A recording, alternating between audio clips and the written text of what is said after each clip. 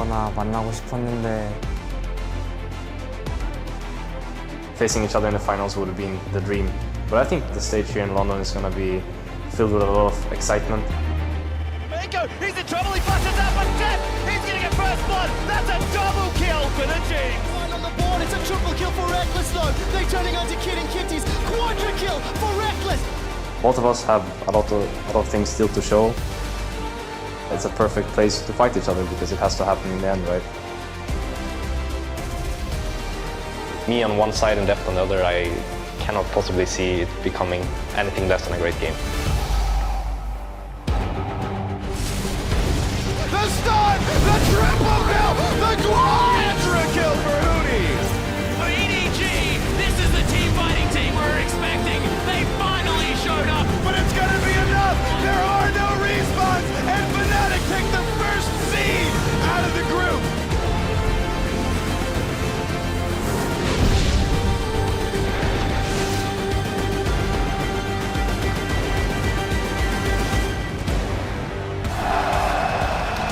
Hello and welcome to Day 3 of the 2015 League of Legends World Championship Quarterfinals. We're moving on to the second half of the bracket at the SSE Arena in Wembley, where the fans are out in droves and pumped as ever. Of course, we've got Fnatic coming up onto the stage, so you know there's going to be a ton of energy in that crowd anytime that team is playing. Earlier in the day, a real-life champion select taking place outside the venue. Banned out and not pictured, unfortunately, is Gangplank. And of course, here you're getting a look at Edward Gaming making their way into the venue just a short time ago. Deft bringing up the real. He'll be going up against Fnatic, as well as his longtime friend and spirit animal, Reckless. Worlds will end for one of these teams, while the other will continue down the road towards the Summoners Cup. Hello, everyone. I'm James Dash Patterson, anchoring the analyst desk, where I'm joined by the head coach of Europe's Rockcat, Jacob Yamano-Kenan Mebdi, the OPL's Jake Spawn Tiberi, and North America's own Aiden Zyrene Moon. Thank you for joining me for another huge matchup that will change the face of the knockout stage, gentlemen.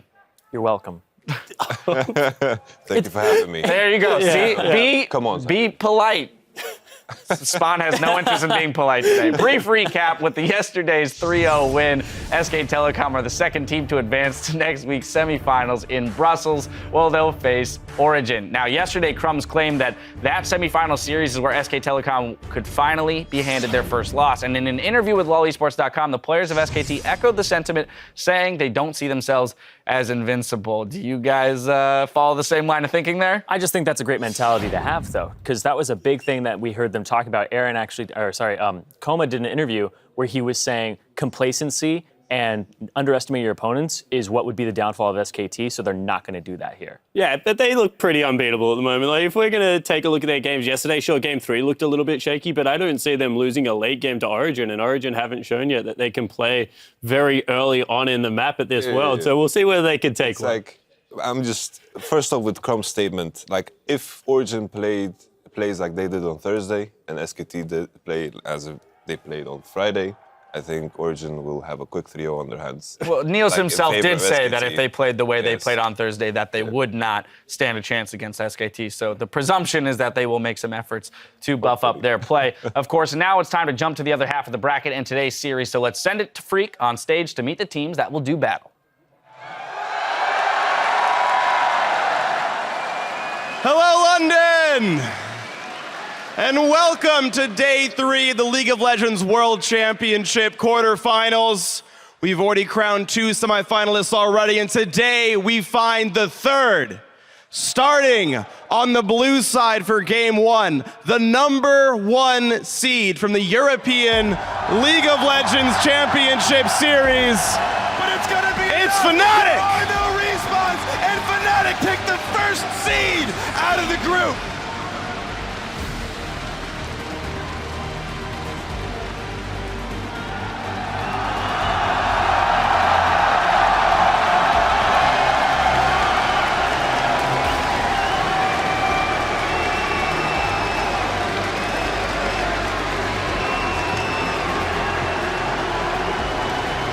Well, the crowd here doesn't need the introduction, but for you at home, the top laner, Hootie!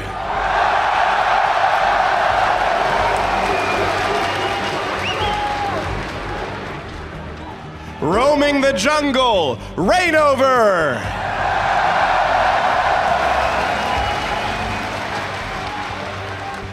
Manning the mid lane, Febivin.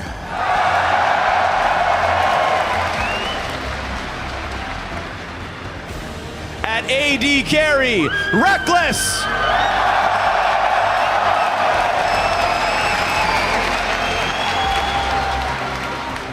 Their support, Yellow Star.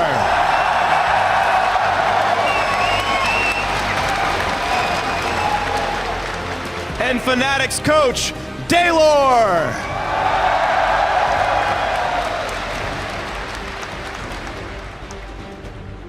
Let's hear it for Fnatic, everybody.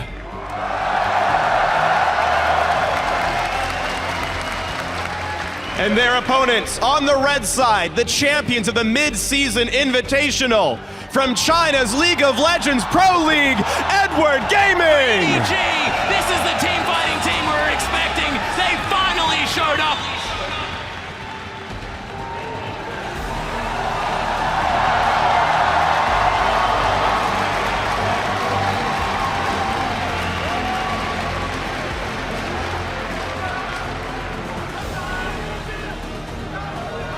In the top lane, Koro.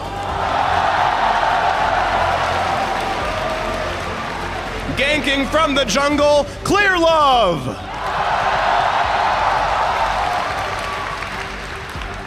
One of the kings of the mid lane, Pawn.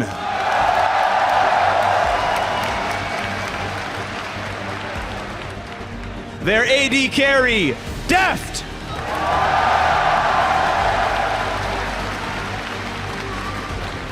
The support, Mako.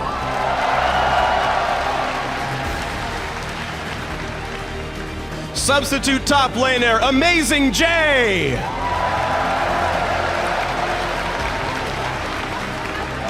And EDG's coach, Aaron.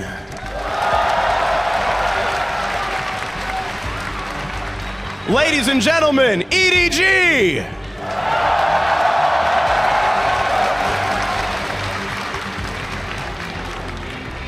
One more time, London. Let's hear it for tonight's quarterfinalists.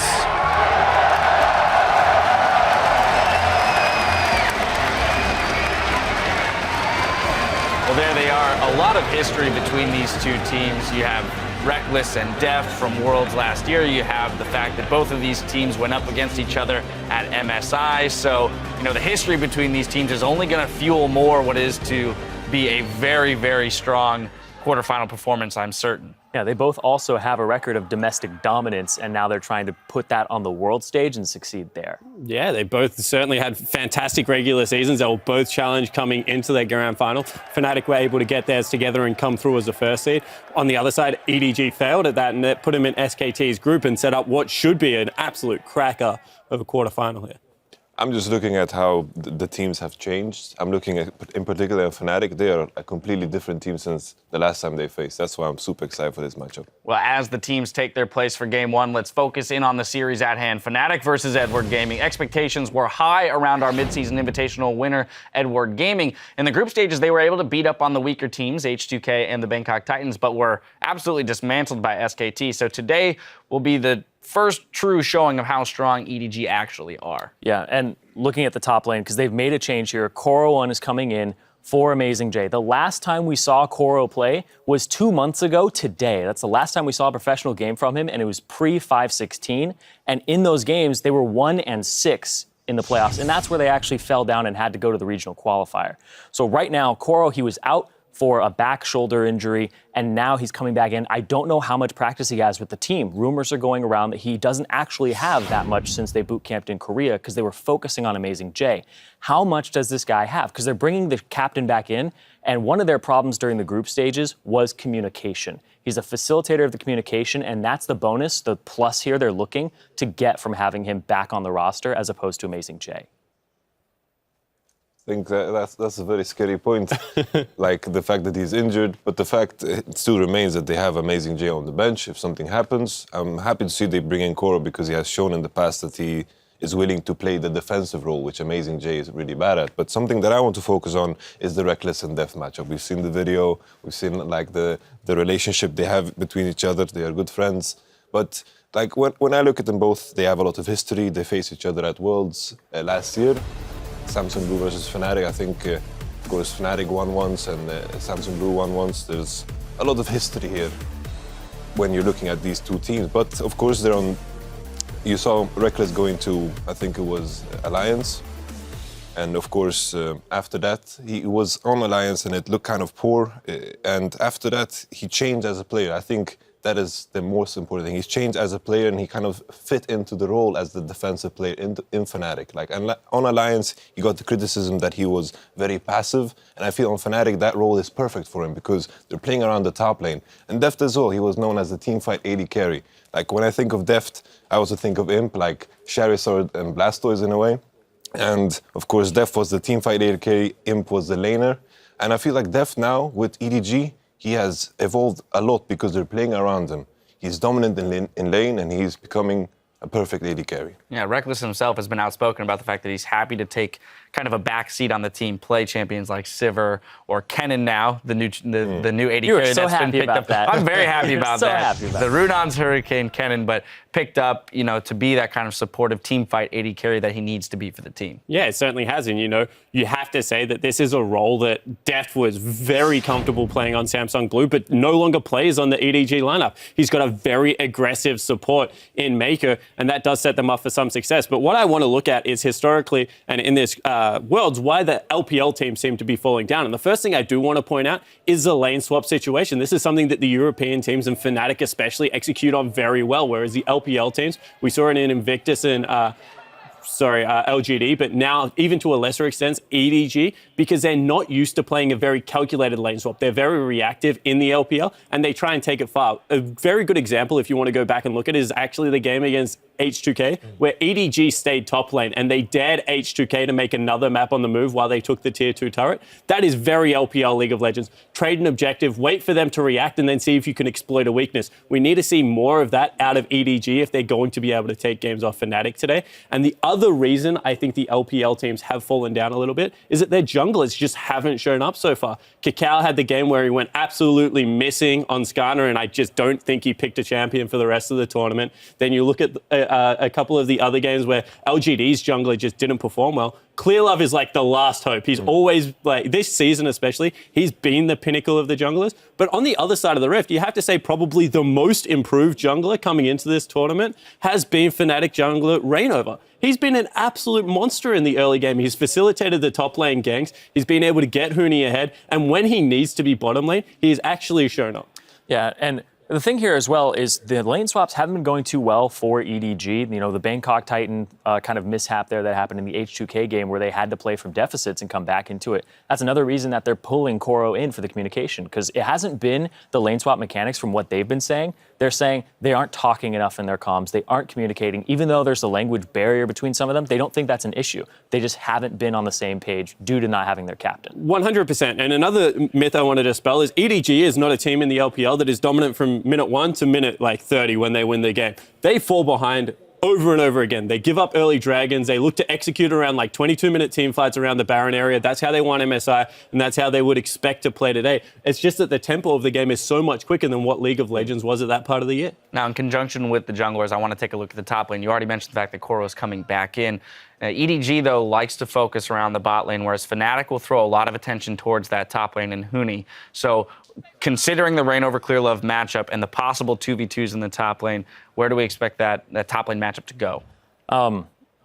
Honestly, the way things have been looking, if we see the same performances from both these teams as in the group stages, Fnatic will win the top lane because they put more resources into it at the moment. Koro, he has played the tanks in the past, the Maokai, the Gnar, and tried to play safe, and he doesn't get as many resources. They like to play to their bottom lane on EDG, and they like to get an advantage there. And that's something that hit them pretty hard during the group stages on EDG's side. They're focusing bottom lane, but Amazing J wasn't playing safe enough, and he got ganked, and he would die in the top lane. So that's what they're trying to remedy as well. Something that we need to pay attention to an extra much in this particular matchup, I feel, is the Elise. Huni getting some love right now. Just have to interject right now. You hear the fans. And of course, Reignover, which I assume he's going to get the Elise.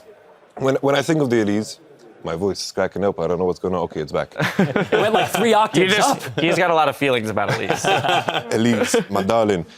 The thing is, I feel like if Clearlove is put in a matchup where Gragas or Rek'Sai, the good old, like the classic jungle matchup that we had like throughout the season, I think then he can dominate. If Reynov gets his Elise in the first rotation that Fnatic have favored multiple times, then I think Reynov is going to sway that in his favor. Yeah, I think that we also have to take a look at like the caliber of top laners that the LPL currently has, and there are some very aggressive top laners, and historically Koro has done very well in the matchups, and even at MSI, Koro did incredibly well against Huni. He is someone that likes to not exert dominance over a lane, but he absorbs a lot of pressure and plays a fantastic Gnar. So these are champions that are very hard to turret dive. As soon as they go Maggie, you can't commit to it because there's just way too much CC in their kit, and I actually think that's why they've brought it in. Even during the Road to Worlds when EDG were performing well around their top laner, they threw no resources into Amazing J. He would get like these 5-kill leads. He was having like 12-1 Olaf games, but he would randomly die at like tier 2 turrets because he's just over aggressive. And I think that's why the swap has come in.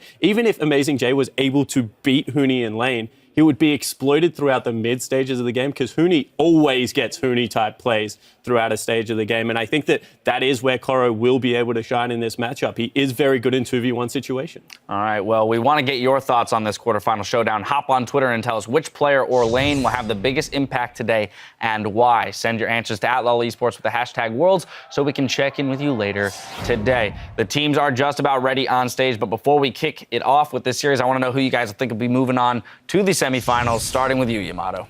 I have full faith in the European League of Legends simply because I'm going to go for Fnatic, obviously. Because in this current meta, there is very, very little room to ban out players like Reynov and Febiven. Because the last time these two faced, we saw the Azir ban, the Cassiopeia ban, and Febiven struggled. There's no room for that. Fnatic have the first seed, they have blue side 3 times, and I think they're going to take it. All right. I disagree on one point. I think that this matchup will come down to junglers being banned out. I think that Clearlove will be targeted, and I also think Reynov will be heavily targeted from both sides of the Rift. And I think that Pawn has a pocket pick in the Viger that can very much control Febiven's champion pool. I expect this game to be very polarizing on top and bottom side of the Rift. I think Fnatic have a huge advantage top lane, and if they are going to win, they need to exploit it. And EDG playing around their bottom lane should be able to get the better off of that matchup. I am going for EDG, but I think this will be our first 5-game series, and I think this is incredibly close. All right, Zyrene, time to break the tie. It is incredibly close.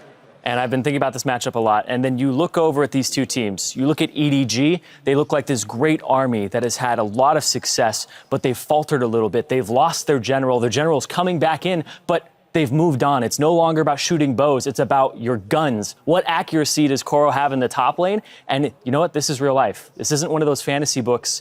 I don't think he has the practice to pull it off. I don't. Yeah, this is a video game in real life. I'm sorry to interrupt your speech, but it's over. You ruined it. I know. But I don't think Koro has the accuracy yet on these guns to carry in the top lane. I think Huni has his number. I think Fnatic's going to take it home. I think they have hometown advantage. And I also think blue side for them is going to be big here. I am going with Fnatic today. Euphoria. There it is. There it is. Very strong endorsement from Zyrene there. Well, the predictions are in. Let's kick it to the casters and load up for the first game in this best of 5. On the way, we'll hear from Reckless and Def, 280 carries who forged a strong friendship from the crucible of battle.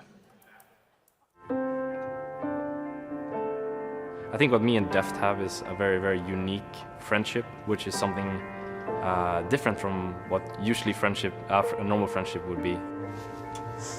일단 후니 선수도 프나틱 가기 전에 Hello. Hello.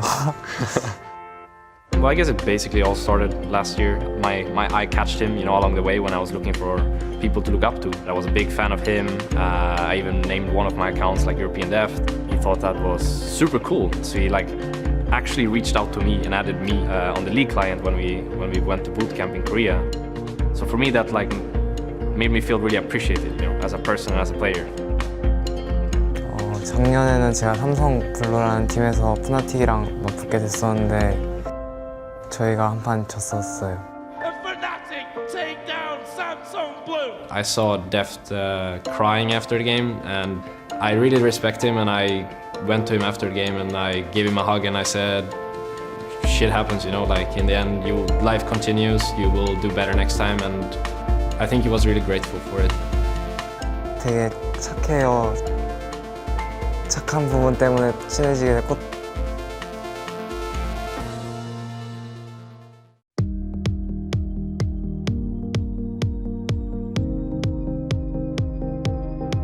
롤드컵이 끝나고 나서도 뭐 스카이프나 그런 걸 통해서 게임 내적인 거 정보 같은 것도 공유해서 친해지게 됐고 So we can talk about things very, very deep into the game. There's nothing to lose, right? You know, if I share some secrets with Deft and he shares some with me, and then we both evolve as a player. 중국이랑 또 한국이랑 북미랑 유럽이랑 이렇게 메타나 또 쓰는 챔피언들이 되게 다른데 분명 배워야 할 게 서로 있는데 만약에 제가 레클리스 선수가 없었으면은 그냥 배우지 못했을 것들을 이렇게 대화 스카이프 같은 걸 통해서 알게 되고 What I have with Deft is just different from what I think many other people do not have. That we can speak about these kind of things without it like influencing my game badly when I'm facing him or his game badly when he's facing me, because that happens so rarely. But when it actually does, we're both kind of in our ultimate form.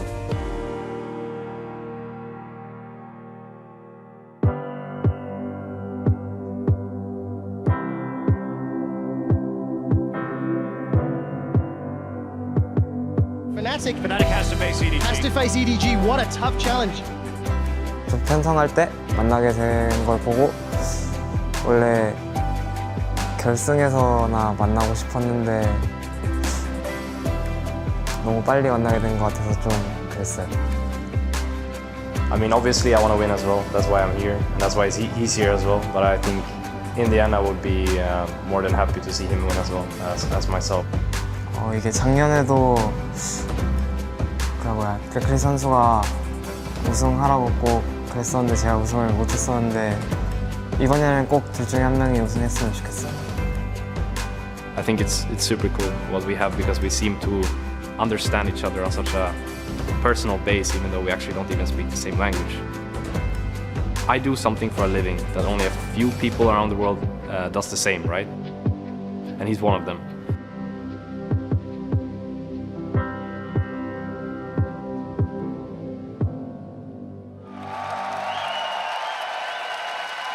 Absolutely fantastic video about two truly world-class AD carries. Ladies and gentlemen, I'm Trevor Quickshot Henry, shooting down the cast with Sam, Kobe Hartman Kensler, and Martin DeFicio Lunga. We're about to get ready for Fnatic versus Edward Gaming. This is the first quarterfinal on the bottom half of the bracket. And while the players are getting ready for picks and bans, let's talk a little bit about picks and bans. Is Fnatic going to play around Reckless? DeFicio, yes or no? No for game one, unless they surprise us. And Fnatic is a team who's not afraid of pulling out new things in these very important games. MSI, the Cassiopeia top lane against Team Solar Mid, was so effective they knocked them out of the tournament from basically game one. So they're not afraid of pulling out these new picks. They can do it in the first game, but I'm not expecting it. Yeah, it's actually a really interesting matchup between AD carries because we have Reckless, the utility AD carry so far, with the Kennen and Sivir pick so far, whereas Deft has gone with the hard carry, the Callista, the Jinx. Will we see, some more interesting picks like the Ashe or something come out for Reckless, one of the older? Their final form. He said it's going to. He said it's going to be their final form. Is the final form of Reckless and Deft just perfect CS, never trading? We'll find out once we get into this best of five.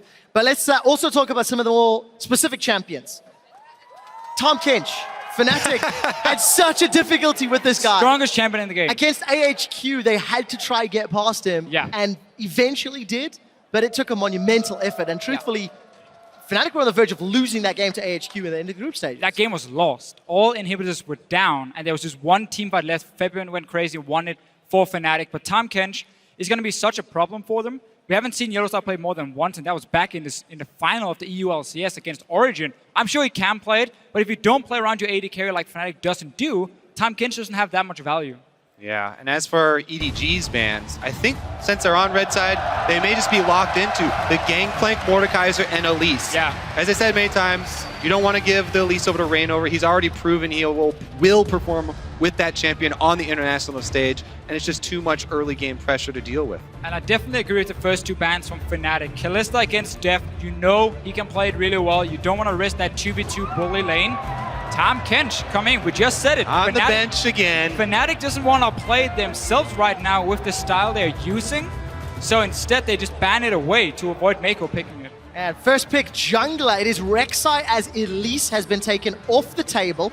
And Clear Love has actually had Elise banned against him 3 times this tournament already. But we can really see what Fnatic is doing here, right? It's an AD carry ban and then 2 bans on targets that could buff up that AD carry or make him almost unkillable with the Tom Kench. So they know EDG wants to play around Deft. Yeah, exactly. It's one of the reasons that this matchup between Fnatic and EDG is so interesting, because it's such a top-focused team versus a bottom lane-focused team.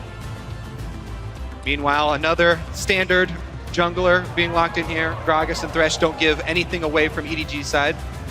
And I think that's the key thing, because EDG knows Rek'Sai will be the first pick when they ban away that Elise. You're kind of saying, Yeah. Reignover, take your second best champion now and also take that away from Clearlove. But he's played this matchup time and time again. He's fine with this. He gives the scaling jungler towards the team fights late on in the game. And of course, Thresh, we've seen from Mako, the pick potential these two guys have. And the way you can set up ganks in the bottom lane is very key. I would definitely expect Fnatic to save their solo lane picks here, because EDG will have to reveal either their mid lane or their top lane first. I expect EDG to save mid lane pick for Pawn. So if you reveal the top lane, then Fnatic can actually counter pick top lane next round. And this is one of the reasons... Flex Cannon. Yeah, Flex Cannon can obviously go, not support in this case with Alistar, but can go top lane, can go for Reckless or 2 Reckless as the AD carry. But what EDG can do with Koro now in this lineup, and why I think they swapped him in, and one of the reasons for it is the fact he can play a really good Gnar. Very safe matchup for him. He could even maybe go for a Malphite if he wants to, and take a lane where he sits back and he just relies on teleporting. He doesn't need any resources like Amazing J did to be useful. That's a very good point. Will EDG also change their playstyle though? While Amazing J did make a lot of his own mistakes, the team also did not help him very often. We'll need to see how Edward Gaming play around their substitute on Worlds tonight. Last night, I mentioned that all of the Chinese teams have performed better after moving in a sub. Let's see if EDG can keep that up. 10 seconds left on the clock. Potentially seeing that Jace, but it might switch at the last second. What are they going to lock in here? So, in case it is Jace. Oh. Okay, this pick And it is. can go to Deft. 71 As an unique AD carry. champions. We were sitting here and looking a little bit at some of the solo queue accounts for Solo queue EDG. spine pays off. And Jace was one of them for Deft. It is a flex pick and go into the mid lane as well. So we're just gonna have to wait and see with the last pick. But this might really fool Fnatic if they haven't done the same scouting. I would desperately want it to be Jace versus Kennen in the bottom lane for the most ridiculous 2v2 bottom lane matchup that we will have seen. But yes, in all likelihood, it's probably going to Pawn. This is a Pawn champion. He's been such a great Jace for so long. But there is that possibility that they could flex it to bottom. Question, if that is a flex, how do Edward Gaming round out their composition, and how on earth do Fnatic reply? So look at what EDG has right now. If you are going to run a Jace in the bottom lane, you need backup. Because obviously for him to all in lane, he's gonna go melee form, he's gonna jump in on the cannon. So a Twisted Fate is open for them in the mid lane. That pick, combined with the fact that Gragas and Thresh to set up ganks, that could be scary towards the bottom lane. Solo lane Jarvan or a solo lane Rek'Sai. Do you think? Huni will take it in top lane. And he's done it before. Yeah, we've seen this Jarvan before, and Reignover has never played Jarvan in competitive play. That would be a new one for him at least, but I'm expecting this one to go top into the Fiora matchup. EDG should know that could happen and probably will happen, but instead we get the safe victor as well for Feb. Now, if memory serves, when Huni did play that Jarvan top, it was against Elements, and the game was challenging, let's say. He had a terrible start. That's exactly it. Nothing. And then, after like 20 minutes, his team was winning, he got like 5 kills, and it was like, oh, Jarvan seemed to work pretty well for Huni. But we didn't get to see that early game from him where he was super dominant. I hope it's going to be Twisted Fate for EDG. I think it fits in perfectly with what they're building There's the here. flex. It's going to be Jace AD carry. We get it. Oh, I thought it was Can't so believe it worked. ridiculous. I know. When we brought this up, talking about it, we're like, nah, he's just playing around. But this is going to be the bottom lane Jace versus bottom lane Kennen matchup. Could you ask for a more interesting way to they're baiting a start Twisted Fate AD the carry. quarterfinals of Fnatic versus Edward Gaming? But again, let's just really quick talk about this Jace. What is going to do? Okay, the all-in potential is going to be very, very strong. You have backup from Clearlove, who loves to sit around the bottom lane. You have Lantern from the Thresh, you have CC to set up, and then a Twisted Fate joining. They're even running triple teleport at the moment. Also, Jace is actually a really good champion just individually against Alistar. If you queue up the knockback for Jace in hammer form, you can cancel the headbutt and he won't be able to combo you. So he'll headbutt you and you'll knock him back at the same time. Won't be able to get off that pulverized and we'll be able to interrupt it. Plus, they also have the Thresh where Flay interrupts as well. They're still sitting on triple teleport at the moment. Add in a Twisted Fate as well. That's in total 4 globals coming in for And EDG. Febiba's running cleanse in that middle lane. We'll wait until they lock. They did. They did? They It went is. into game with Flash, 3 teleports. teleport, AD carry, deft. It is happening. And it is happening here in London. Hit up Twitter with your votes. Hashtag FNC win if you think Euphoria is the way. Or hashtag EDG win if you think Eulogy is the way. It's game 1 of the quarterfinals.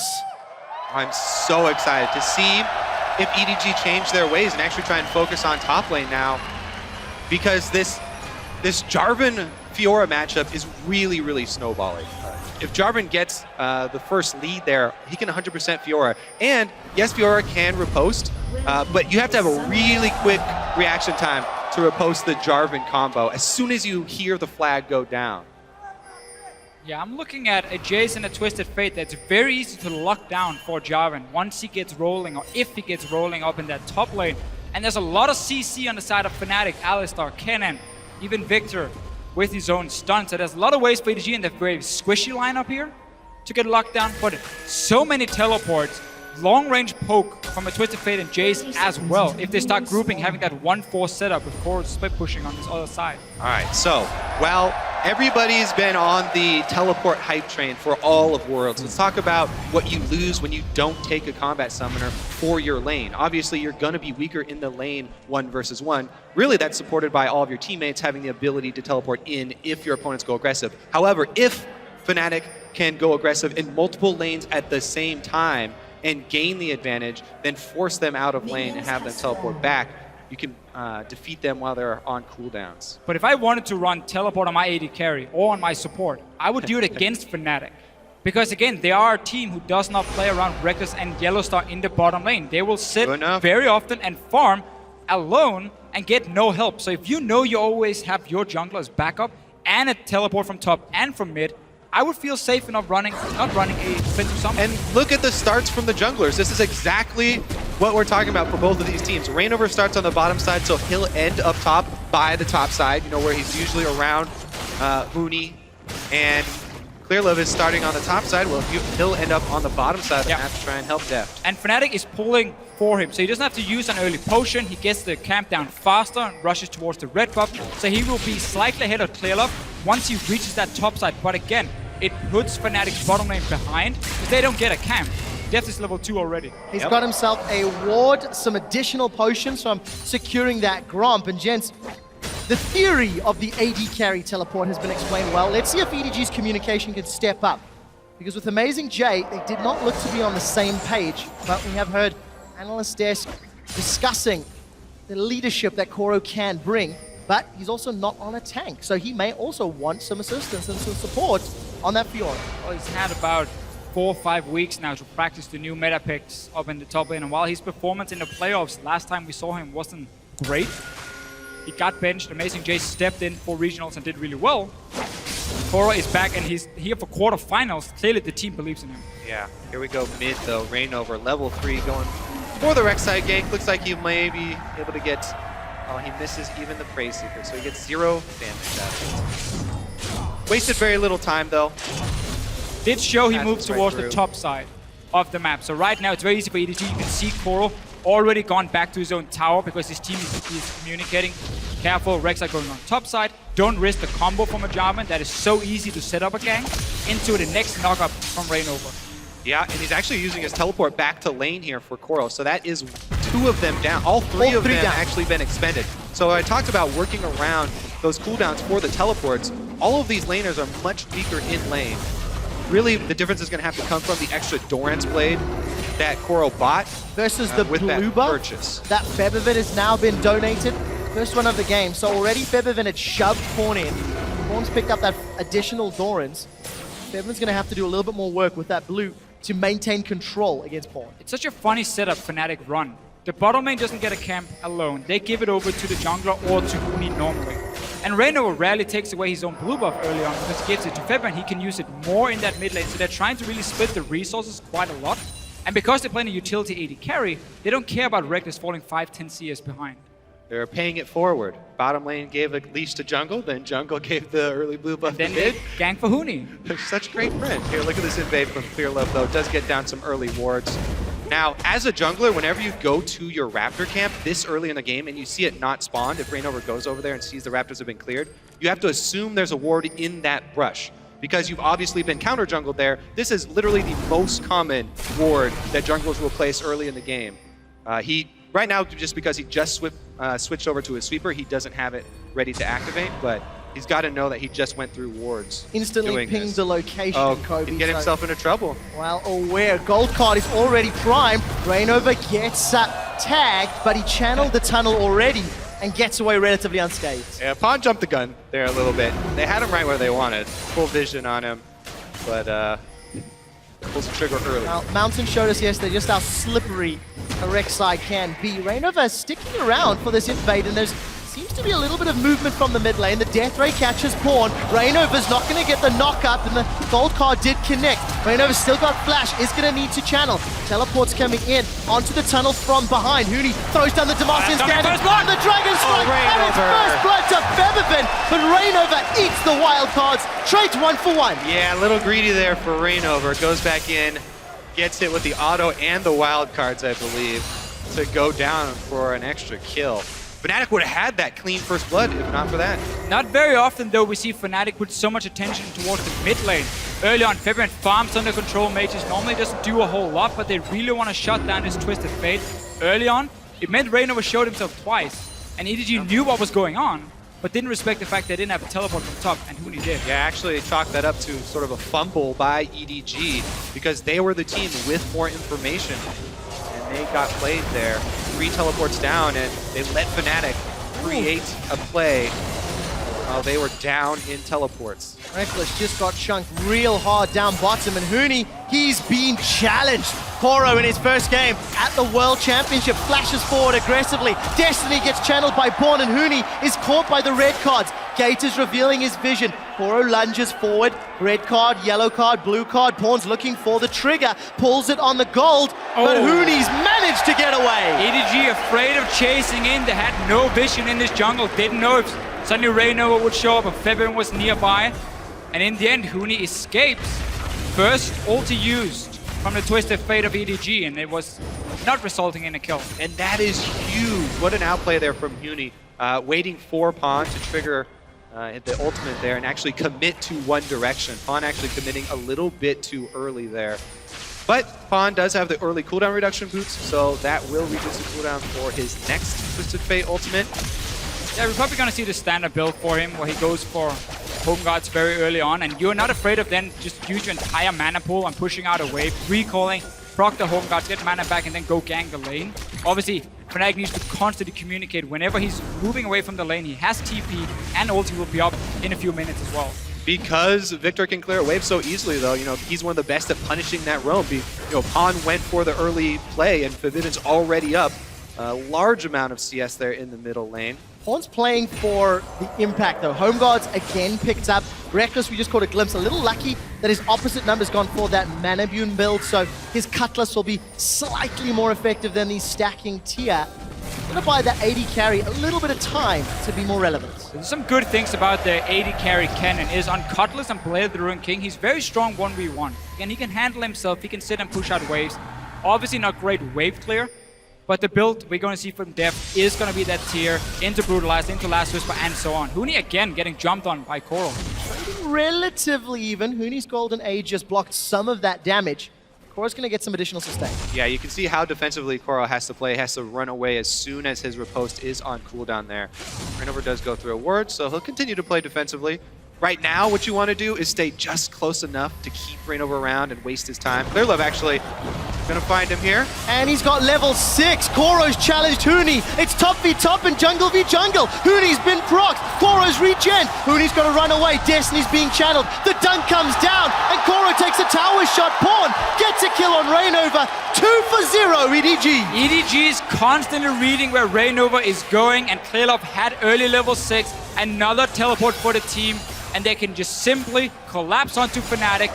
Huni right now, every time he gets a one-on-one against Koro, he's losing it, and he just died 1v1. With 3 teleports and Twisted Fate ultimate, it's ridiculously hard for Fnatic to keep track of all the globals here, so they have to be very careful and very sure of their vision when they go for plays like this. Plus, right there, Huni committing to the 2 versus 2, actually trying to keep Koro from converging on Rainover and save Rainover there, cost him big. Koro with the almost instant 4 proc of the Vitals, really well done there by Koro. And that's why I would really like to see Fnatic just kind of sit back and say we don't have to go aggressive, Yeah, exactly. because our mid laner will never be able to follow. But what Febiven can do is just constantly push in that mid lane, get a little bit of damage on the mid tower, empty the mana pool of the Twisted Fate, and keep the pressure that way, and always save your summoners for defensive moves when the teleports start happening from EDG. You cannot fight early on against so many globals. They even had the early sight stone here. Rainover's got the sight stone, set up your defensive vision to keep track of Gragas. If you can keep track of Gragas, then lanes can play defensively. Down bottom, Reckless and Yellowstar fairly easily playing safe. Meanwhile, though, Deft on the other side, as you said, he's got the tier. That's all that Jason wants to stack up right now. Sure. Again, he's not going to be super strong at the moment, but he can still sit and farm. Not a whole lot of kill pressure. Again, also with the teleports. So really, against a team that plays so much around the top laner, having so many globals is so effective, because the split pushing should never really start from Huni. He will always just get jumped by 2 or 3 guys. We'll find out how Huni's going to be able to pull himself back into the game. And we crested 10 minutes. Febiven's got a very large CS lead over Pawn. Pawn actually, CS difference at 10 is the 2nd lowest of all quarter-finalist mid laners. So he's going to have a little bit more pressure to make those side lane gank impacts more valuable. Yeah, plus with this early home guard upgrade that you guys keep talking about, and a Twisted Fate ultimate back Said it once, up. Kobe. Right, it's a great point, because right now what you're looking for is the recall timers. Everybody's fighting around recall timers right now. Yes, it is about marginal CS leads, but it's the recall timer right before the big dragon fight setup here. You can already see Mako's trying to get the first line of wards down, trying to get some vision for themselves. Teleport's coming back up of cooldown. And that dragon fight is where Fnatic needs to strike. It's not in the lanes against the globals. It's in a big 5-on-5 team fight where the enemy team is lacking 3 offensive summoners. We also see a Rod of Ages being built in the mid lane, so that's even slower stacking up. The first dragon is where Fnatic needs to be ready to fight. You have a cannon with his ulti, you have massive AoE from Febiven, and Huni can catch out some of these low mobility targets. That's where Fnatic want to strike, but they cannot fall further behind. Also, it's exactly where Victor shines. If Febiven can get to level 11 first, the huge amount of burst from that Victor ultimate can easily 100% somebody with a full combo of Victor if they're able to gain some vision around the area. Yellowstar does get hooked in, though. He's going to headbutt Deft ult? away. He's in trouble. Huni forced to flash. He's been collapsed on. Flash forward onto Pawn. He's taken 2 turret shots. The Grand Challenge may time out shortly, but that's a great charge. Backwards, Clearlove, as well as Pawn get themselves 1. Tower hits onto Koro. Will at least make it a 1 for 2. But EDG have the advantage. Level 10. He's taking the wrong way. He's gone the wrong direction. Clearlove has started to channel his recall. The death ray needs to hit, and it's going to. Febiven will make it 2 for 2. And look at the difference right here, because Fnatic were not the ones making the play. They were sitting back, they were saving all the cooldowns so when this play would happen. Obviously, EDG can get the first kill because there are 3 guys going to top side, but at least you get a 2 for 2 on the side of Fnatic, and you use a lot of globals. Yeah, you have to be so careful, though, because you feel like they used a lot of globals, but they still have 2 teleports available to It's unfair. Yeah, exactly. By saying a lot of globals, only use Twisted Fate over. So take that one back. Take that one back. All 3 teleports will be available for EDG in just a couple of seconds. And that first dragon fight is still looming. As far as Fnatic are concerned, they've got first blood in every single one of the games they've played at the World Championships thus far. They've got the first tower in every single one of the games they've played thus far. First tower's yet to fall in this matchup. But in 2/3 of their games, they've got that dragon. Fnatic's early game decision-making has been pretty good. Here's this replay once more. Yeah, and the highlight of this whole play is going to be Clearlove's ultimate on Gragas. We'll see here, Rainover does make a good play, knocking up Han inside the turret, but Clearlove right here, the target right back out. They're able to get their kill. Gold card there from Pawn. Coral does go a little bit too deep. They might have been able to finish it off without sacrificing, but it's actually pretty close there, so won't knock it too hard. Still, Huni stays alive for quite a while. It buys time for the rest of Fnatic to move up there. We have to talk about the fact, though, that Febiven, again, is not running teleport.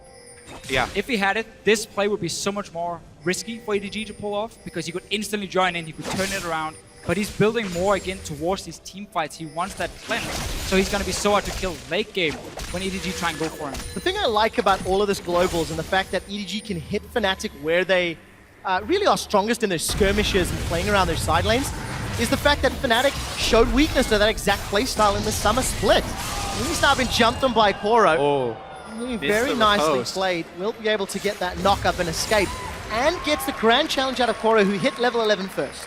So we have TP for both top laners. Huni has ulti ready as well, and you can see Fnatic already started roaming around the dragon down here on the bottom side. They want to get these team fights going. Pawn's going to get dove here. They've got Alistar coming in behind the turret. Oh, Pawn's in so much trouble. Yellowstar needs to hit his combo. Flashes for the knock-up hit, but Pawn backwards. Maiko saves him, keeps him alive. Huni's in trouble. He slides and glides and dunks down. Will lock in Gragas, but it may not be enough. Reckless will sidestep the shock blast before Pawn has teleported with 100 hit points. He flashes it and gets the kill. Rainover died on the top half of the map, and EDG decimate Fnatic. They just completely outplayed The dominoes are still going down here. It's just Yellowstar. Is this actually going to happen? Yellowstar's coming. Feeling confident. The Unbreakable Will is available and the Exhaust. Yellowstar wants to die. He's got the teleport and Yellowstar's pulling back. Febiven's arrived, but Koro may want to fight, and Fnatic feeling the pressure, down 2,000 goals. So we have this dive in the mid lane. Maiko, he saw it, he moved in, he saved his mid laner first. And then we are fighting every single lane. Fnatic pushing on this tower, Koro's here to defend. I love the chain reaction when there are so many globals in the game. One fight breaks out on one side of the map and immediately 3 other do. Now we also want to see if Crow phase checks his crush. Looks like he's going to skirt around it. But again, checking back in on that EDG story, they focused a lot more around top lane to get Koro ahead, to make sure that Koro succeeds with a lot of these globals, to make sure that he can then affect the rest of the maps tonight. Do they cancel?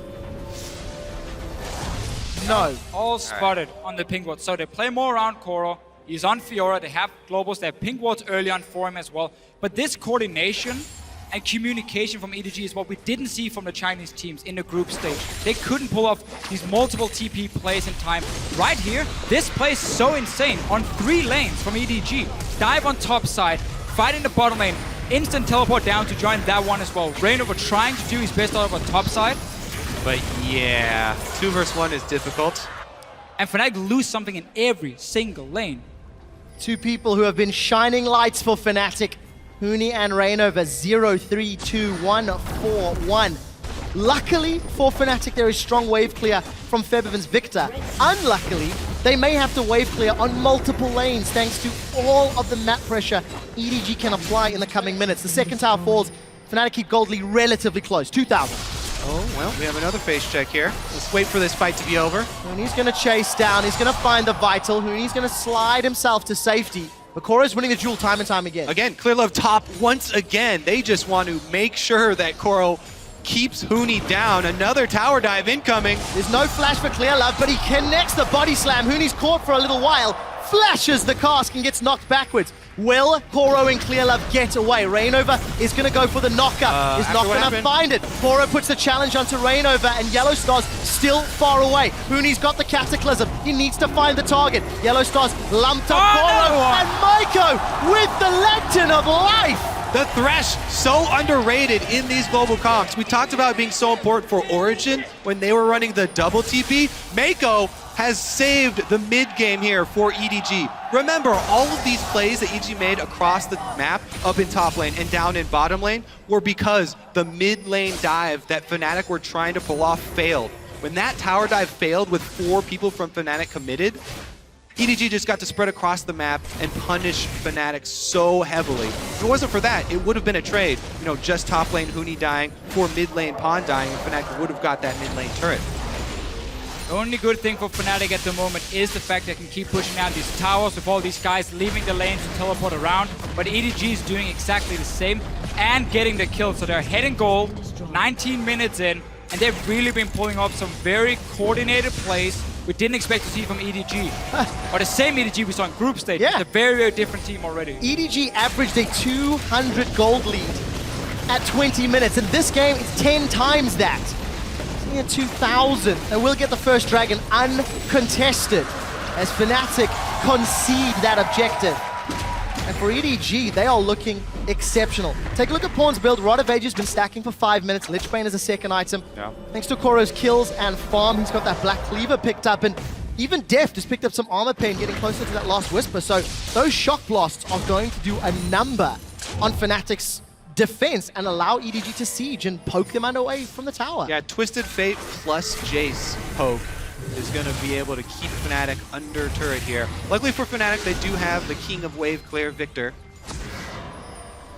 And I don't think EDG necessarily is looking too much to groove up and poke with their comp here, because Well, they've cut 3 teleports. that's the have to thing. agree Exactly, with you on that. because Fnatic also running with the hard engage off the Java, and Hooney, while he didn't have a good early game because he's been camped so much up in that top side, he can still engage the fight and lock in one of these targets, burst them down with Febiven for Fnatic. So if EDG wants to play it safe in some way, they keep running 1-3-1. With all these teleports here, have your Twisted Fate sit in mid and just keep going to both side lanes. I think the thing that you do, though, is you combo your Twisted Fate with your Jace, because in the mid lane, Twisted Fate can then teleport to either side, you know, while Jace and Twisted Fate are poking in the mid lane. Plus, Jace has a speed boost he can use to disengage for them. Gentlemen, Yellowstar, he fancies this one. He's going to pulverize onto Clearlove. The Unbreakable Will is there as well. Rainover's jumped in. Deft has got dunked by the Cataclysm, and he's dropped. The Grand Challenge is onto Hooney, and it procs, healing up EDG. But it does not matter. Goro's killed through the heal. Clearlove stunned up by Reckless. The pulverize connects. Fnatic find 3 kills. And may set their sights on Baron. They've peeled backwards. We just talked about how EDG does not want to group up, because then the hard engage from Fnatic can happen. And what do we see? Well, they get the fight. They start the Baron. Yep, they're going for Baron here, and it's just Pawn and Maiko on the outside, going to try and poke them off of it here. Find out if they do. Maiko's gonna need to wind up that chain and find a target. 2,500 hit points on Baron. Paul is gonna throw the wild cards. They killed Yellowstar. The Baron's secured. Will they win the fight? Pawn's knocked up. Reckless looks for the stun. He's got 1, he's got 2. They've got Baron. Fnatic lead EDG. What a play from Fnatic. They know how strong they can be in a 5-on-5 team fight. Yellowstar was baiting it, and he goes in first. Raino with the flank. Everyone from Fnatic collapses. You have to be decisive when you're facing this much global pressure. And Yellowstar, the captain, the shot caller for the team, makes the play. He dodges the hook from Maiko, circles around, Rainover teleports in, and they're able to get the fight they want. Deft here, stuck in the middle, can't even click the lantern and had to flash out. Well, meanwhile, they've got Koro as well. Again, this time around, Fnatic catching Koro, the straggler. What's going on here? We just praised EDG for the coordination there. Great communication, suddenly using 3 teleports. Koro just got completely caught out for absolutely no reason. Grouping up earlier as well. Get the team out for Fnatic. They just turned this game around. You have to be so careful when you are running a high pressure team with multiple teleports, you have to coordinate your pressure. You can't just have one person splitting while the rest of you are half your team is purchasing in base. Everyone has to coordinate their wave pushes. Bottom and top need to push at the same time. There, Koro was just pushing by himself.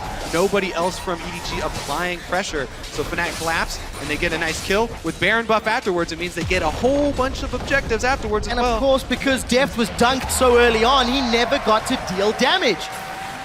Febiven's early also never advantage won. gives him some help.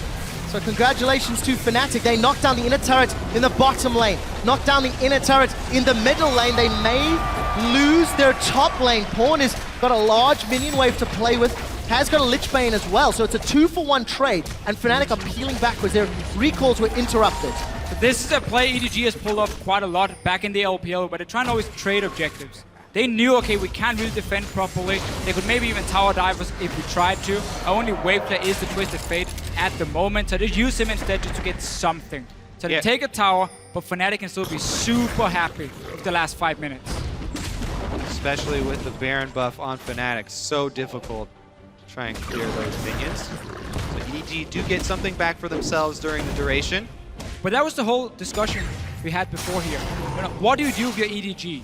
Who do you send down to the second side lane? Because you have Fiora sitting in one of them by pushing. Do you send down Deft to sit on his own with the Jace because he doesn't offer that much wave clear in the mid lane and you want to have the Twisted Fate who can go to both lanes?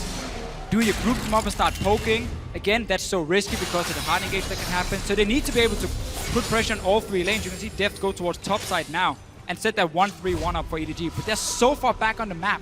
It just becomes a lot more harder now. And because Fnatic just got such a big mid-game play, they got a whole bunch of vision while they were doing that. Not only did they take down a bunch of turrets, but with a double Sightstone for Fnatic, they've been able to lay so much vision down in EDG territory. As soon as EDG try and set up one of these plays, that does take a while to get there, Fnatic will know about it. Look at all those wards in the bottom half of the map. Pawn did walk over that pink ward, pinged it out, and has actually gone back to kill that resource for Fnatic. And for Fnatic, Dragon's up in 5 seconds. They do have the timer. They're deciding with all their information, let's shove those waves in as best we can and try to secure at least the first objective. Only 2 Dragons at 25 minutes. It's not been a primary focus for either of these teams. It's all been about top lane, really. So far away from Dragon, basically all the plays in the early game. This just to get to 6%. Let's see what happens. Hoon is going on Taylor. Yep, he's caught him. Love's in trouble. He's going to get headbutted out of the Cataclysm, but Hooney follows up with a great Dragon Strike. Another pick here for Fnatic. And again, that Dragon that Fnatic got is actually fairly big because, 26 minutes into the game, the 6% does mean a lot, and it was awarded to them because they had so much deep vision from that last push. On top of it, they catch Clear Love here. EDG starting to crumble. Yeah, they really need to stop getting caught out because every time that happens, their split push breaks. Because suddenly now you have to back away from your side lane. You have to respect the fact Fnatic are 5 members on the map. So Koro now has to go really far back. He cannot use the big wave. Fnatic can set up another slow push and then start grouping again and look for another fight. And of course, Clear Love, this isn't the first time he's been caught out of position. Much like Hooney, throughout the group stages, both players being a little over-aggressive in their positioning, maybe too far forward. All the tempo is now sitting with Fnatic. I just want to re-highlight, how important we talked about Thresh is in this composition. Right there was a perfect example where Clearlove should have been with Mako. That is a support jungle duo that's supposed to be getting vision because Gragas Thresh is so safe if they are together. However, no Mako there, Clearlove gets caught, he gets pushed around, and they lose more space. Items continue to stack up. Koro's had the Ravenous Hydra versus the Titanic Hydra of Hooney. Muramana has been completed for Deft. And the 3-item spike for Reckless has come in. So everybody's scaling. Pawn's got himself that Hourglass as well. So a couple of tricky plays can be initiated with the Destiny. Fnatic playing it safe, pushing those waves out slowly but surely. Top will be going towards EDG in the next few moments. And that will give a couple of tools for Fnatic. A minute till Baron. Fnatic love Baron. It's their thing. I feel like EDG do as well. Both teams often play so much around like these 25 minutes, get one fight, get a pick, and then take that Baron instantly and use it to close the game out. But for EDG in these team fights, if we get the 5-on-5, who do they want to kill? Obviously, we're looking at Reckless, we're looking at Febivet. There's a cleanse on one of them, So that's very smart. That was a sacrifice by not having teleport early on. And then Kennen is one of these AD carries who play really well for himself because he has a massive AoE aura. He can stun you if your aura goes in there with squishy targets and take them down. Not only that, but going with this build for Reckless, it's all based around sustain and auto attack speed. So he's getting off multiple stuns, multiple charges, and you just buy a little bit of time, steal up more life because you're life stealing on all of these targets with your double life steal build. If you don't focus him and burst him down, then he'll sustain through the whole fight. He'll continue to throw out these annoying mini stuns and provide that CC that Fnatic need because they have Huni who likes to run damage in top lane. And if we get an aggressive ulti in the backline from a Twisted Fate to lock down a target, then all 5 members of EDG are stuck in there. They're all trying to get to the same guy. 2 melee champions for Deft and Koro. Or, well, Deft when he wants to burst at least. Let's see what Yellow happens Star here. again. 2 teleports available for EDG as their solos are down in the bottom. Double stun and Clearlove and Mako. They've already got Mako. Clearlove's looking to get away as Reckless looks for the stun. Finds it. May not get another. Continues to auto attack. 2 members down. Without EDG your split, spike, though. Fnatic may need to defend. Koro and Pawn, they've got an inner turret. They've got a minion wave to work with, and Fnatic, they're a little split. Huni's decided to back away. Feathervin is already in the base, and the Can't rest do of it the by team himself. on Baron. Yep, he can't do it by himself. It doesn't matter. Pawn and Koro are going to be able to take this, and he's also got to be careful about getting killed. Let's see if Fnatic can take that Huni's Baron, coming. though. Koro's in so much trouble. The Cataclysm locks them both in, and with the Chaos Storm and the Death Ray, Feathervin's already got to kill. The knockup doesn't connect, but it does not matter. Huni kills. comes in to dunk while they take the Baron. Now Fnatic can press in. They should get an inhibitor off of this. And much like the first time we saw Huni play Jarvan, he got shut down in the early game, but once we get past the laning phase, he's able to create picks with the rest of his team. But this really is Fnatic knowing how strong they are around Baron. The way they set it up, they force EDG to come face check, flank around them, get the engage once again, and they manage to constantly force team fights on EDG. Part of the reason why quadruple global teleport comps are so rare is because they take so much precision to pull off. Quite a lofty task. So I will admit, after watching this Jace pick from Deft, I was super hyped at first because you talked about how I he know, I played was it in glad we were solo on queue. it, but it hasn't really shown He's really up done why. absolutely nothing. Meanwhile, the Kennen, huge for Reckless. Even laning phase, completely even. Deft always used his teleport back to lane. He had Yep. no pressure on the map, really. Huni's gonna catch him. Well, a little bit of trouble here for Pawn.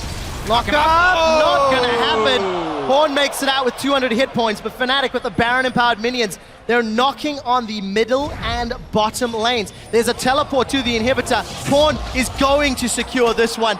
May even be able to get out alive. He's definitely been reviewing the He backdoor has no tactics. minions, though, But at all. Huni's got home guards, though. He's got home guards. He's coming in for the repeat dunk. There is no Cataclysm. I think losing 1 life for supers might be worth it if the rest of EDG can defend. There's no teleport for Huni. But Fnatic he was is the back wave up in the clear. face. He was the wave clear that just disappeared to take an inhibitor, nothing else. There was no minions, so he couldn't go further and threatened to backdoor the Nexus as well. So Fnatic knew, okay, well, he's gonna get 1, but now we don't really care because he's gone. We can easily just push up. Huni's going to join his team, and that's 5 members from Fnatic. They can dive EDG super easy. Cataclysm's only a few seconds away, but this tower is down. It has been deconstructed in front of EDG's faces. The second inhibitor falls, and there are supers on 2 lanes for Fnatic. This is the single lane for EDG. I do not think that was worth it. Just even if he traded 1 for 1 in terms of inhibitors, because Huni could even have stayed with his team and just went straight for EDG. If you look at that gold difference, when teams have had a gold lead at 20 minutes at the World Championship, they have an 89% win ratio. Currently, Fnatic's looking to be the 11%. They've turned the game around after 1 successful team fight. 1 misstep from EDG. Well, these swung it completely EDG are Fnatic's running, favor. as we said, such a delicate team composition that takes so much precision. If you make that one mid-game mistake, we saw how heavily Fnatic were able to punish them for it. Huge, huge swing. Trinity Force completed for Deft. Another thing he's done quite a lot on this Jace, and it's somewhat weird because he gets it so late in the game, it normally doesn't do much, like 30 attack damage, 32 minutes in is not a massive upgrade for a very expensive item. but it seems to be more he wants the movement speed from it, he wants the Sheen proc to get a little bit more burst, but he can never really go in hammer form against this Fnatic lineup because they want him to jump in with the rest of the team, so they have Kennen AoE, Victor AoE, Alistar knock off everything to just take down these squishy targets, so I don't really agree with his Trinity Force buy. Pawn has realized the error of his ways, joined the rest of EDG to wave clear under this turret. Baron has worn out, so Fnatic are waiting for those supers. They're pushing through the middle lane quite deep. Unfortunately for Fnatic, I think there's going to be multiple supers in the bottom lane pushing against them, so there is a little bit of a timer working against this top lane siege. Yeah, right now, EDG are hoping that Fnatic stick around and are a little bit too aggressive, because EDG's only chance here is to make an all-in at the turret, whereas Fnatic can just wait around. They've got all the cards. We'll see when they reveal them, Kobe. Another minion wave has danced its way up to this top tower. How quickly Pawn can clear them. The melees are down to half hit points. Rekkles gets chunked. Gold card comes out, and Clearlove has found him. Rekkles gets pushed backwards, and he's shut down by Def. This could be the team fight that turns it around. 2 members of Fnatic are down for only Clearlove from EDG. Featherfin's forced to retreat. The double kill will be added to Koro's score. Fnatic lose 4. EDG do it. They pull off the only thing that they possibly could, an all-in under the turret. And they, well, can they chase down Forbidden here? Looks like Koro's going to be able to... Look at all the minions on the bottom side here. There's double teleport for EDG if they want to take that wave and try pushing in towards them. They want the kill first and then try and go maybe and finish the game. Well, Featherfin needs to buy time. There's 20 seconds before his teammates are alive. And if EDG are unlucky, they will be able to take him down, but the supers may not be able to be enough. Slicing Maelstrom still available. Yeah, so 5 seconds left on Rekkles. I think they're okay. Right here for Fnatic, they got a little bit too greedy for that tower. Rekkles walked up very close, 550 range, took a massive hit in the face from Deft, and then the flash forward. There's no cleanse for him, no QSS, nothing to save him. That was EDG needed. They invested everything to kill him. They just dropped all the cards.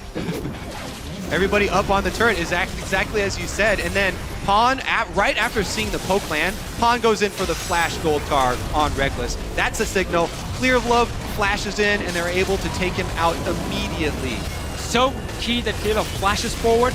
Otherwise, Yellowstar might have been able to just headbutt him away and avoid Rekkles being shot back into the team, but he flashes forward there. He guarantees it's going to happen. They win the fight. Exactly. They knew this was their only hope. Then all in at that turret. They've got 2 inhibitors down, super minions coming, and they came up clutch, made a big play. Fnatic still definitely in the driver's seat, still definitely with a huge lead here, but EDG clawing back. And as we come out of that replay, Rekkles has completed the Quicksilver Sash. He learned. How different that fight could have been. This time around, Rekkles gets dunked and deals no damage that fight, thanks to the great work of Pawn, Koro, and Clearlove. Fnatic, their 10k gold lead has shrunk to 4k, and inhibitors will be respawning very soon for EDG, so this will reset the map pressure. Yeah, Baron's up in 20 seconds though, so Fnatic are going to try and grab the scuttle and work on vision around this area. They have teleport ready for Huni, so he can stay on the bottom side and always control that wave with the super minions coming in case someone for EDG pushes it back. And as long as you bait around Baron, it's so easy to go push out top and mid lane at the same time for Fnatic. So this will nullify the globals a little bit from EDG and make it easier for Fnatic to get a 5-on-5 team fight. You even saw Huni with Home Guard sitting and waiting in base and just saying, oh, yeah, he's going back to again. Fountain right now. He knows they're going to be wards behind EDG and he wants to guarantee that engage. This is the most intense moment for the shot callers. This is where you make or break the game. There's no room for mechanical misplays. Every second means Pawn gets closer and closer to that bottom inhibitor as well. And Fnatic can't make up their minds. Rainover goes back and he's left the tunnel. They're going to commit. Death Sentence finds Yellowstar. The Baron's being bursted so quickly. Pawn has started to channel his TP, but it may be too late. 2,500 hit points on Baron. Will it get secured by Fnatic? And it does. The knockup finds 2. The dunk finds 4. And the Maelstrom melts Edward Gaming, sending a massive message that Fnatic want to win the first game in this series. Koro and Def are running for their lives, and they will get run down. Def will drop the hammer, but it will not matter. Rekkles gets the kill, 9, 2, and 4, and Fnatic should knock down the Nexus. EDG unable to use their split push because of the Baron, and you saw Yellowstar sit ready to headbutt Clearlove away, so he couldn't get close. He had to just try and throw in his ulti. Wasn't enough, and Fnatic are looking to take the first game. Fnatic have got Baron-empowered minions knocking down the Nexus. Koro will follow shortly, and as Edward Gaming are aced, Fnatic take the advantage and are one step closer to a semi-final spot. Great decisive mid-game there from Fnatic. Yellowstar and Co. making a huge turnaround. And that is so key for Fnatic because they were on blue side in this game here. Every single team in playoffs, they picked the blue side. So it's supposed to be the stronger one. They get the first win on it. They had some target bans coming in this time. Yep. Obviously, we had EDG banning the Mordekais and Gangplank against Fnatic. They can change that for the next game. Maybe look towards Rainover even more and say, Lees and Rek'Sai, we're gonna remove both of them from your pool. So, AD carry Jace definitely did not work out It as gets a intended. 1 out of 10 in this game. But let's also be honest, it was not The judge of necessarily... Denmark here is harsh. I'll Maybe One not out of 10. necessarily the reason they lost, because if they had not grouped and given up the lead at 23 minutes, played the map a little smarter... Sure. Two very key things happened. First of all, Fnatic realized we don't have to try and make plays in the early game against all the globals. Yeah. So like they saved the cooldowns, flashes and everything to try and stay alive for as long as possible and always just chip away in the towers. And then, as you said, EDG were like, guys, we're winning because we're split pushing. Let's group. Let's go around mid lane and see what happens and instant engage Baron. So here's one of the reasons why I just like the AD Kennen so much more as far as these novelty AD carry picks, because it's so important to have a safe AD carry that can lane and get CS while your support roams. Support roaming is so big here at the World Championship. Not the finals yet, at the all World right, Joey. Championships. And we've seen the teams get punished so heavily for it already when, you know, Mako and Clearlove are separated. Big things happen for Fnatic. And they made it happen, found the opportunity. Fnatic take the advantage in the series. We're going to head over to the analyst desk. They're standing by to take a look at that game. Thank you very much, guys. I'm joined here by Jat and Freak to break down that very first game of Fnatic versus EDG.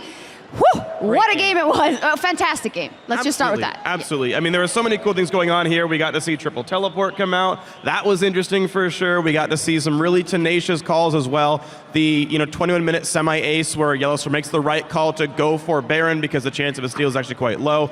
A lot of very, very smart choices made this game. A lot of stuff. So let's start by the early game and the picks that came out. Obviously, the Jace AD carry, but maybe more surprising, all of the teleports. How did EDG use that to their advantage in the early game? Yeah, so interestingly enough for EDG, the Jace teleport never actually teleported to make a positive play, so it played out mostly like a double teleport team with Twisted Fate, which still had a global advantage, and they mainly used the teleport bottom to try and keep map pressure on that side.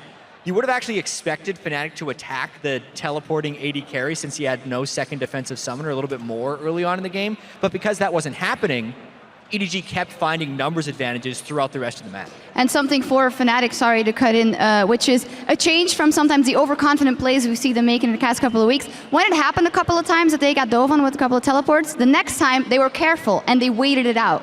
I mean, yes and no. We actually saw a lot of kind of bad plays. There was the kill that was initially off screen and the replay happened. Rainover chasing into a 1v2 under his own turret after Huni already got dived. Rainover's like, me too, I'll give you some kills. And the Koreans on Fnatic started out like 2-7 total or something like that. And a lot of that, to be honest, not to blame Huni for this one, but he picked himself into a bad one-on-one matchup. Jarvan's never going to 1v1 Fiora, to my knowledge. But for the team fight, it makes a whole lot of sense, be a follow-up CC. So picking for the team fight rather than the lane, EDG correctly identified to attack the lane in the laning phase because it's going to work, and sure enough, it did. But then the team fight's exactly what Fnatic picked for. Those did work out. Yeah, then let's take a look at one of those team fights that swung the game back in the favor of Fnatic when they grouped up and, well, showed what they could do versus that EDG composition. We can roll the clip. Yeah, and this is Fnatic only having one teleport and using it aggressively, but it's exactly the type of team fight that they're picking. The Alistar, Victor, Rek'Sai, lots of these AoE CCs, as well as the Kennen who can jump in here. Deft did not do damage in this fight. I think we saw afterwards it was something like 176, burns both summoners and still dies. But this giant cluster of particles are mainly good for Fnatic because most people are stunned inside Reckless's Kennen ultimate. Every time Fnatic could successfully group, they had the superior teamfight composition because Pawn was never set up properly. They couldn't poke very well with depth. And the aggression of Fnatic in between the windows of being exploited by EDG's global compositions are ultimately what won them the game. And as Freak was saying earlier, this was an incredibly smart Baron call. Right, so the only guys alive are Mako and Pawn, and Yellowstar, look at him. He's gonna realize that, look, I just need to buy some time, make sure my team doesn't get AoE'd, so he happily walks into death. He doesn't really care. The rest of Fnatic off-tank it properly, then just a very good re-engage. It's a 1 versus 3. You're pretty much never gonna win a fight like that. Not a lot of damage comes out of Thresh. You know, that's good stuff there. I do want to highlight one small thing in the beginning of the team fight, though. Def did not seem like he was all that used to playing with teleport because he teleported right like here. an inch He next to TP'd him. on a lantern because he's used to that button being summoner heal. And I know I've like tried to run exhaust AD carry before and like done nothing with it. Like that happens sometimes, and he clearly hasn't played it enough to have the right muscle memory in a team fight. Yeah, and there we see Fnatic huddling, of course. Need to keep calm, only 1 victory. They need to get 3 if they want to win this best of 5, but good signs for them. As we look a little bit more into the game, of course, those teleports that were very useful for EDG early, they give them kind of an insurance when it went awry in the late game, because whenever they do win a fight, they could put the pressure on the base. We have a team fight from later in the game where Fnatic sets to pressure on the top turret of EDG. We're going to take a look at that, and oversteps their boundaries. Yeah, well, I think this was an example of EDG controlling the people who were winning the fights for Fnatic. Reckless basically gets zeroed out in this fight. And it was, in my opinion, a lot of the Kennen ultimate, which was creating the ability to follow up for the rest of Fnatic. So in this one, it's mainly just Fnatic getting too aggressive at this turret. They have 2 inhibitors down, so they could have actually been a lot more patient with this until the minions were nearing the Nexus, but instead Pawn gets a good flash, and right as soon as that stun lands, the rest of EDG just piles on really well. It's just really good chain of engage. Clear love with the knockback in. Reckless never gets to do anything, of course. He's not going for the Zhonya's Hourglass, so the R Zhonya's that he had a window for can't happen. And Koro honestly navigated these team fights beautifully. He's against a big team of AoE crowd control and still finds ways to turn on the ultimate, proc all 4 vitals, get a big heal, where if the team doesn't get one shot, 700 health floods back into the team, and EDG wins those fights. Yeah, one thing I really liked about this game, though, was the willingness of both teams to pick fights. The bloodiness in this game was really high. We were nearing a kill per minute by the end of it, which is higher than, by far higher than the average at Worlds, and also higher than the average from the LPL or the European LCS.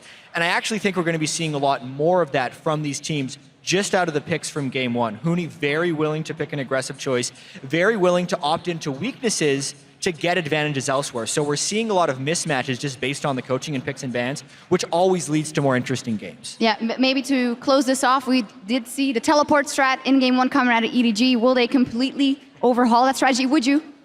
I mean, maybe. Honestly, like, Def's teleport meant very little. Yeah. Okay, you got to take Gromp and TP in for some wards and extra potions. And his 2-on-2, despite facing a fairly scary duo lane, got to get back and get more farm, but that teleport meant basically nothing. It was a comp we've seen the entire time of the tournament. TP mid laner, no surprise. TF, no surprise. Defs meant very little.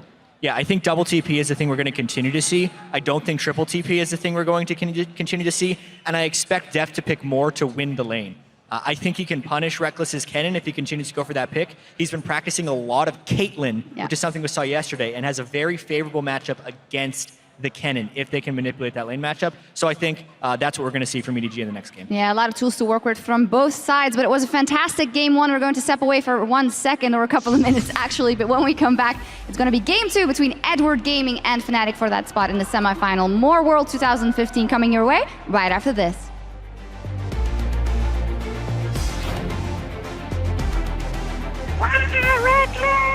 It was awesome. I was trying to look for the goal, we did it also. Couldn't find. Martin the Heartbreaker. Onto the tunnel from behind. Huni throws down the Demacian standing. And the Dragon Strike, and his first blood to Featherfin. Pawn's in so much trouble. Yellowstar needs to hit his combo. Flashes for the knock-up hit, but Pawn backwards. Mako saves him. And EDG decimate Fnatic. Jeff and back, Jeff and back. Yep. Base. JCQ. Good job, really good job. And he's shut down by Def. This could be the team fight that turns it around. 2 members of Fnatic go down for only Clearlove from EDG. The knockup finds 2, the dunk finds 4, and the Maelstrom melts Edward Gaming. Fnatic are 1 step closer to a semi-final spot.